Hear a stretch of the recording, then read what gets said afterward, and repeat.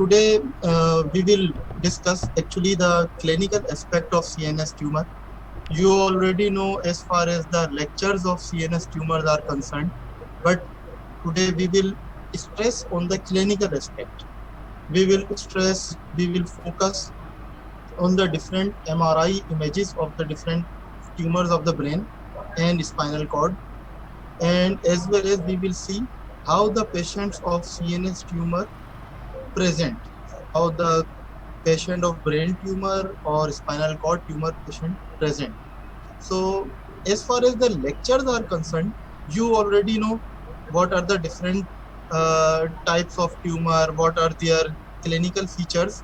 But because it is a clinical posting sort of discussion, so we will stress mainly on the clinical aspect, on the MRI findings, and how do we manage, especially the brain and spinal cord tumor. So I start with little bit knowledge of the brain tumor, and then we will start our main discussion. You people already know that there are three types of tissues in the brain. One is the neuroglial cells, and neuroglial cells are of multiple types, especially astrocytes, oligodendrocytes, and ependymal cells. Other one is neuronal cells and specialized tissues, like for example pituitary, like for example pineal gland.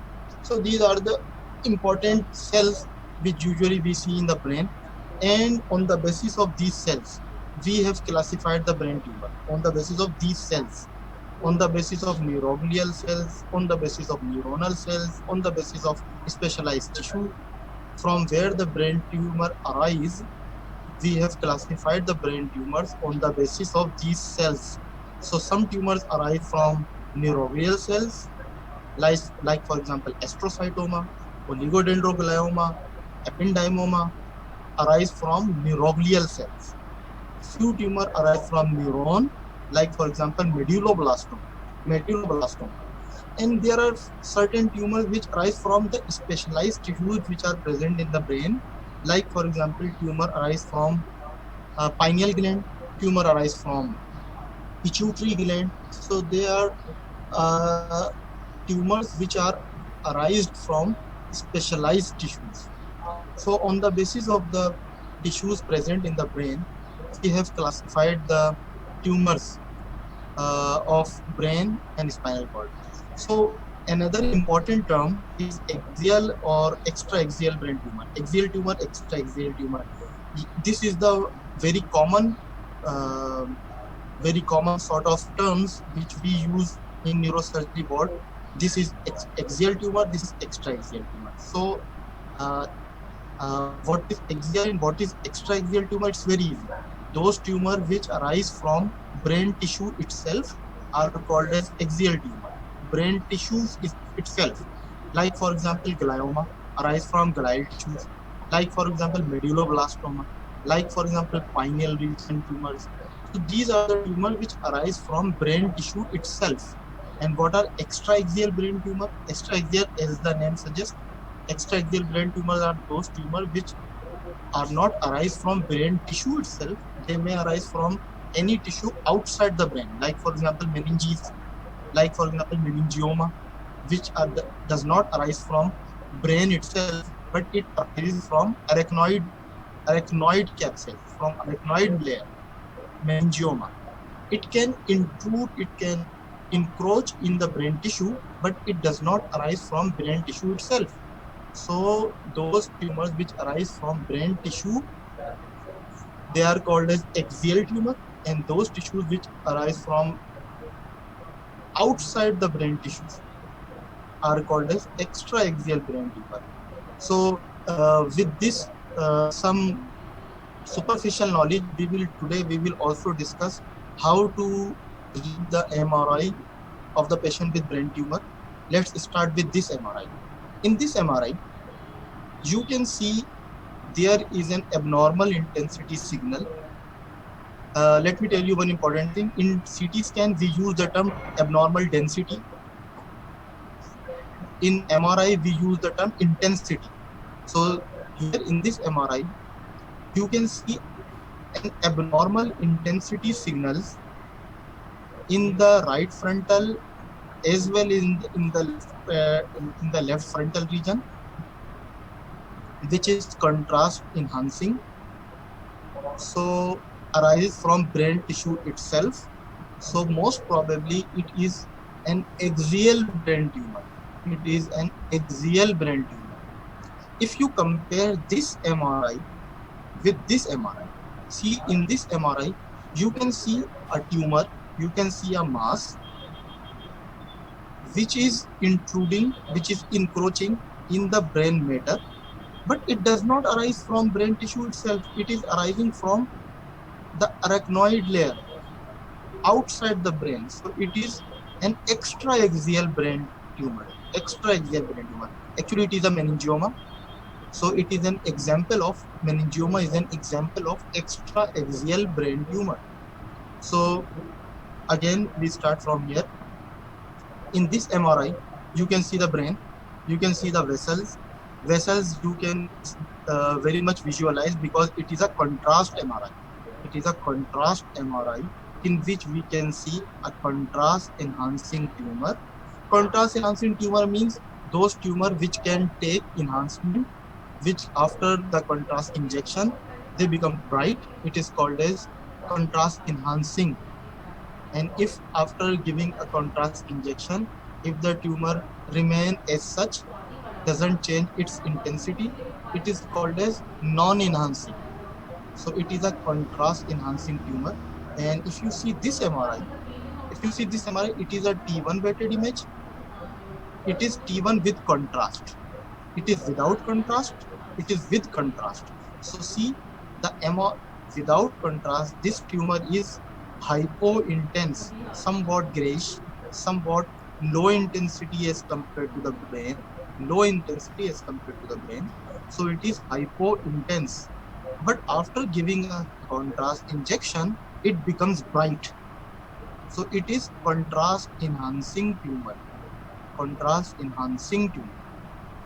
Although it is an extraaxial tumor, but contrast enhancing tumor.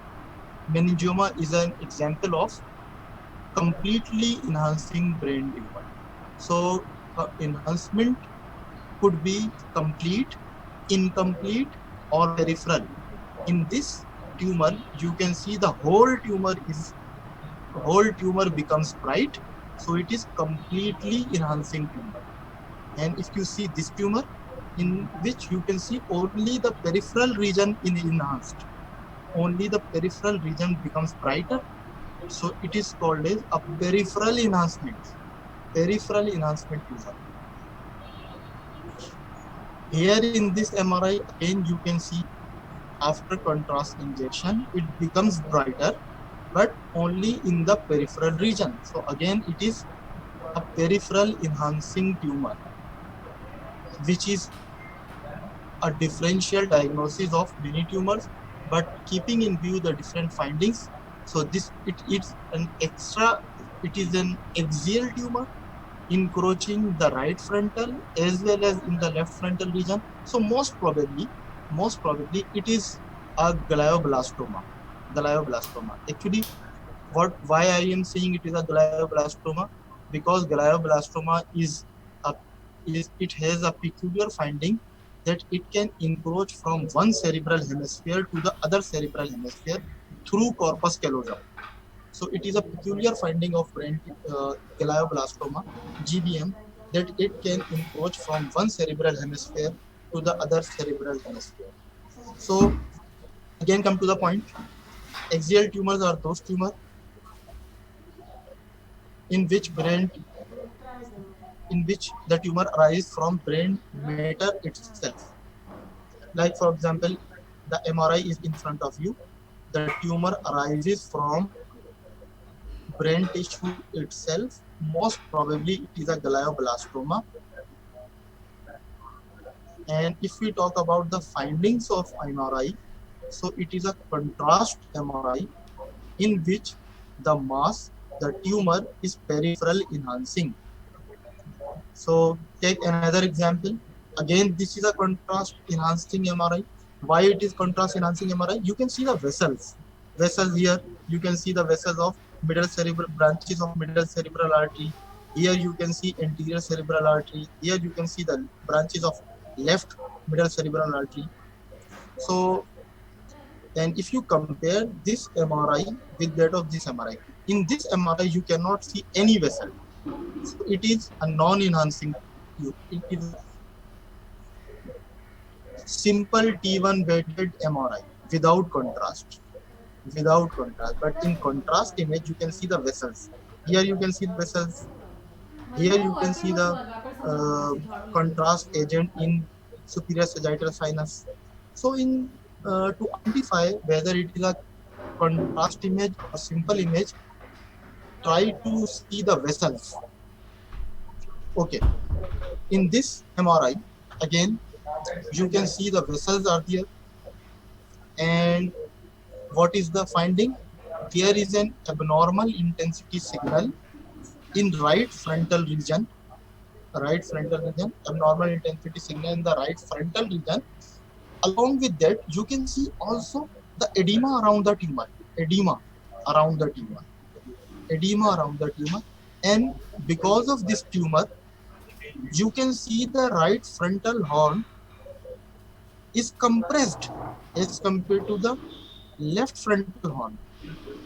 So, what are the findings in this MRI? Number one, I can appreciate abnormal intensity signal in the right frontal region. Number two, and this normal intensity signal is peripheral enhancing. Peripheral enhancing means not completely enhancing, it is only peripheral region is enhancing. What are the other findings? Along with this abnormal intensity signal, along with this tumor, peripheral region is showing cerebral edema, which is causing mass effect.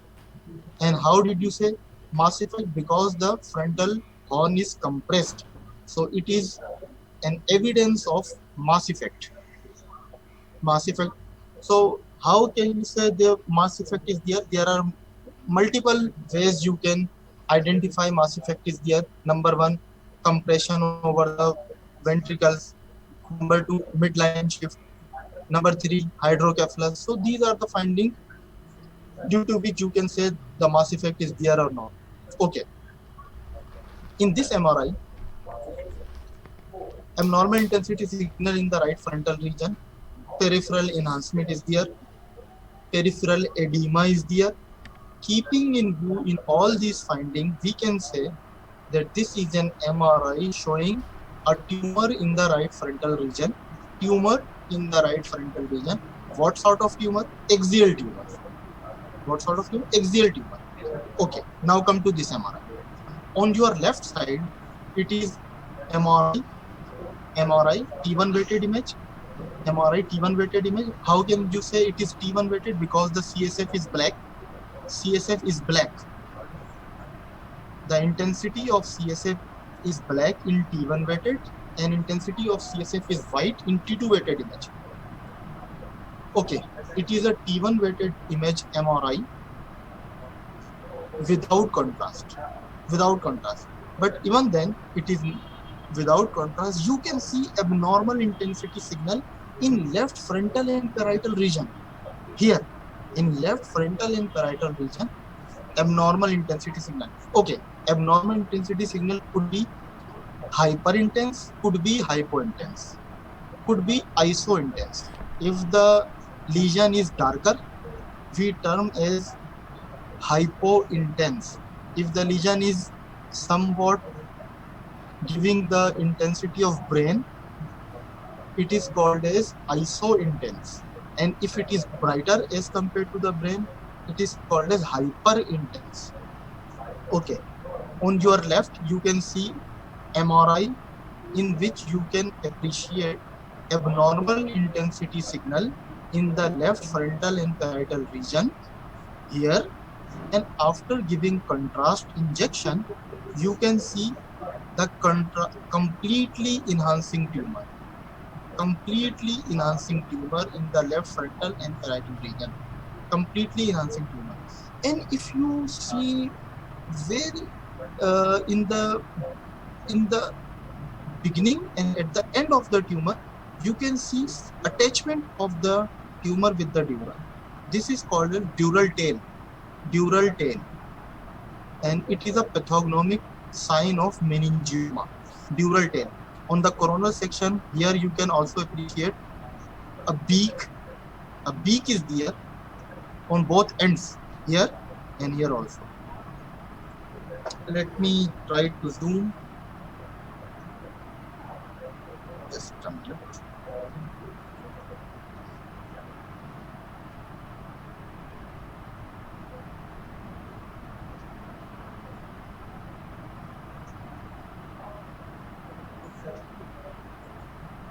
Here you can see a beak is there, attachment is there, dural attachment. This beak here also and here also. So it is a pathognomic feature of meningioma. Meningioma, which is an example of extra-axial brain tumor. Extra-axial brain tumor. So how will you read this MRI? Simply, it is an MRI T1 weighted image without contrast showing abnormal intensity signal which is hypo-intense in the left frontal and parietal region. And here in this MRI, which is a contrast MRI, we can appreciate completely enhancing tumor. Completely enhancing tumor. I can also appreciate the dural attachment on both ends.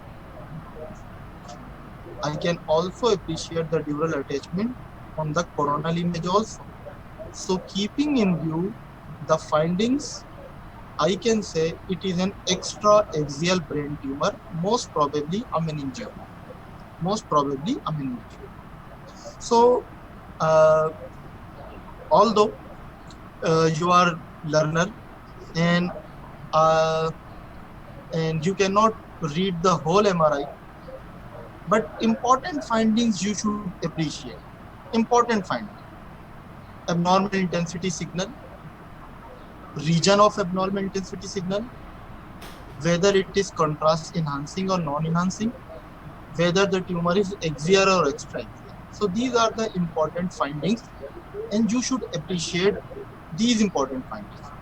We do not expect that you will diagnose the whole tumor and you can read the MRI as the consultants usually read each and everything in the MRI, but at least you should know what are the abnormal findings. Okay. So in this MRI, it is a T2 weighted image. Okay, it is a T2 weighted image. Why I am saying it is a T2 weighted image? Because try to see the CSF in the ventricle and in sulci. In sulci and in ventricles, in basal cistern, you can appreciate the CSF is white. CSF is bright. So it is a T2 weighted image. If you compare this MRI with the previous MRI, like here, you can see the ventricles are, in ventricle, CSF is black. It is a T1 weighted image.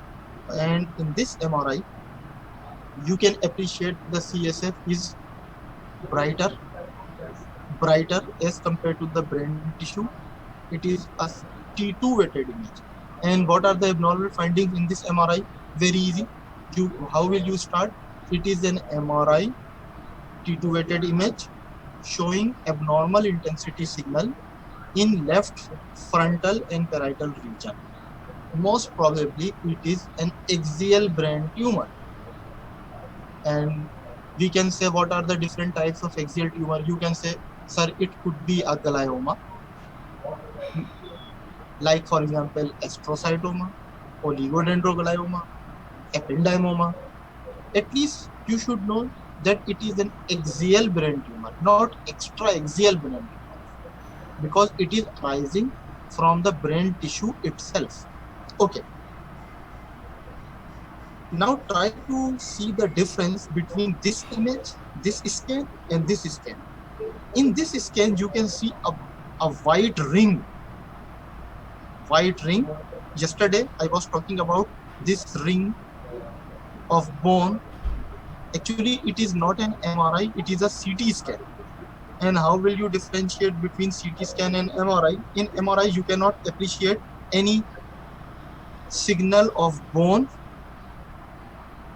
You cannot appreciate the signals of bone easily as compared to the CT scan. In CT scan, you can appreciate the signal of bone very easily. This bright ring, which usually we term as hyperdense, hyperdense. In CT scan, we use the term for brighter objects, hyperdense, and for darker object, we use the term hypodense. And in CT scan, we use the term of hyper intensity or hypo intensity. So if you compare this MRI, you cannot appreciate signals of bone, although there are very dim signals of bone, but it is not very easily appreciable as compared to here in CT scan. You can appreciate bone signal very easily in CT scan. So in this CT scan, you can see abnormal intensity signal where in left frontal region. Here you can appreciate abnormal intensity signal in left frontal region. And yesterday I told you that few important objects are hyperdense in CT scan. And what are those few objects? Number one is bone. Number two, blood. Number three, calcification. Number four, contrast agent. So these are the hyperdense object in CT scan. So this is the CT scan which is showing abnormal intensity signal in left frontal region here, and in the center of this frontal lesion you can appreciate calcification here, calcification. So presence of a calcification in a tumor is one of the pathognomic sign of oligodendroglioma. So one of the peculiar finding of oligodendroglioma is the presence of calcification in tumor. So in this CT scan, you can appreciate calcification in the left frontal region. Along with this calcification, you can appreciate edema. So keeping in view all these findings, probably this patient may have oligodendroglioma in the left frontal region. So what was the reason that I have picked CT scan rather than an MRI for this patient? Because I wanted to show the calcification. Calcification is brighter in CT scan, and it is not, you cannot appreciate calcification in MRI. So in MRI here you can see the bone, the signals of bone is not recognizable as compared to the CT scan, because in CT scan you can appreciate calcification and you can appreciate bone very easily. So to diagnose, to make a conclusion for oligodendroglioma, one of the very good image to comment is CT scan for oligodendroglioma, because it contains calcification. Okay, now in this MRI of a child sagittal image, you can appreciate an abnormal intensity signal in posterior fossa, here in posterior fossa. And let me tell you important thing, in children, if you see a posterior fossa tumor in children, if you see a posterior fossa tumor, it could be one of three important tumors. One of three. Number one is medulloblastoma. Number two is cerebellar astrocytoma. Number three is ependymoma. So the three differential diagnosis of tumor in posterior fossa in children pediatric posterior fossa tumor, medulloblastoma, ependymoma, or cerebellar astrocytoma. So how will you read this MRI? Sir, this is the MRI of a child, sagittal image showing abnormal intensity signal in the posterior fossa. So it could be medulloblastoma, ependymoma, or cerebellar astrocytoma. So we do not expect that you will diagnose the tumor as usually postgraduate students usually diagnose, but at least you should know what are the abnormal finding and what it could be. That's it. For undergrad level, only you should appreciate the abnormal intensity signal. Where the abnormal intensity signal you will appreciate. That's it. Here,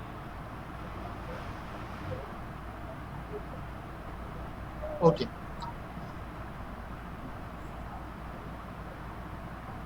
In this MRI, this is the axial MRI, contrast, axial sagittal MRI, coronal cuts, axial T2 weighted. Okay, and what are the findings? Findings are very easy. Abnormal intensity signal in the posterior fossa, which is completely enhancing. Whole tumor is enhanced. Whole tumor becomes bright. If you compare this image with this image, you will see the completely enhancing tumor. In this sagittal cut, you can appreciate the whole tumor is enhanced in the posterior fossa. Here in the coronal cut also, you can appreciate the whole tumor is enhanced. So again, what are the important differential diagnosis of posterior fossa lesion in pediatric group? Medulloblastoma, top of the list. After that, ependymoma, and then cerebellar astrocytoma. And as I told you before, here are certain tumors which arise from the special tissues in the brain, like for example pituitary tumor. Here you can see an abnormal intensity signal is there occupying the sella as well as suprasellar region. So it is sellar suprasellar tumor, which is expanding the sella, expanding the sella. Usually the size of the sella is less than 1 centimeter, but here you can see, I can appreciate with my experience that the size of the sella is more as compared to the normal sella which usually we see MRI. So an abnormal intensity signal are present in the sella as well as in the suprasellar region occupying the pituitary region. So most probably the patient is having pituitary adenoma. And what are the different types of pituitary adenoma? It could be prolactinoma, it could be non-functioning pituitary adenoma, it could be micropituitary adenoma, it could be macropituitary adenoma, it could be growth hormone secreting pituitary adenoma, it could be ACTH secreting pituitary adenoma causing Cushing syndrome. So there are different types of pituitary adenoma, and on the basis of hormonal findings, on the basis of clinical picture, we can see what is the type of pituitary adenoma. But on the basis of radiology, you can appreciate that the tumor is there and it could be a pituitary adenoma. What sort of pituitary adenoma is there? Then you will send certain investigation, like for example hormone level, prolactin level, ACTH level, growth hormone level, perimetry, to see bitemporal hemianopia, which usually a hallmark feature in pituitary adenoma because it compresses optic chiasm. So because of the compression of optic chiasm, patient usually present with bitemporal hemianopia. Along with that, patient can present to you with some sort of hormonal abnormality, like for example in pituitary adenoma because of prolactin, that is prolactinoma, patient present to you with Forbes Albright syndrome. Forbes Albright syndrome. What is Forbes Albright syndrome? Prolactinoma. Uh, Prolactinoma causes Forbes Albright syndrome, and the clinical feature of Forbes Albright syndrome is amenorrhea, infertility, decreased libido,